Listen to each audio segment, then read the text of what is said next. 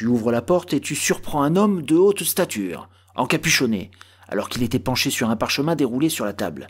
La pièce est grande et confortable, les murs sont couverts de lourdes tentures, une lampe à huile éclaire la scène, en plus des 2 meurtrières, et dans un coin, un brasero réchauffe la pièce. « Qui es-tu » te demande-t-il, la voix saturée de colère. « Comment es-tu entré ici ? De toute façon, je n'en ai cure, foi de tête de cheval, tu ne sortiras pas vivant de cette pièce !» L'homme en armure de cuir, le visage couvert d'un terrifiant masque de cuir, dégaine son épée d'un geste rapide et se rue sur toi. Note, tête de cheval, 17 points de vie.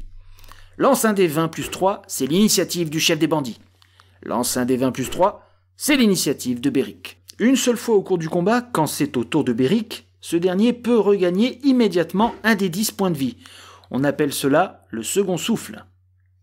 Le personnage qui a la plus haute initiative attaque en premier, puis c'est au tour de l'autre, et ainsi de suite jusqu'à ce que le combat s'arrête. Vous commencez à connaître la musique.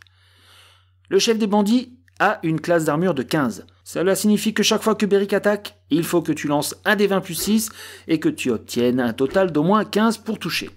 Si tu y parviens, tu lui infliges un des 8 plus 4 dégâts que tu retires de son total de points de vie. Quand c'est au tour du bandit, il lance un des 20 plus 4 pour toucher, il doit faire 19 pour y parvenir et son épée abîmée fait un des 6 plus 2 dégâts. Arrivé à 3 points de vie, le chef des bandits se rend et demande grâce. Si tête de cheval arrive à 3 points de vie, va en 33. Si tu tombes à 0 points de vie, va en 20.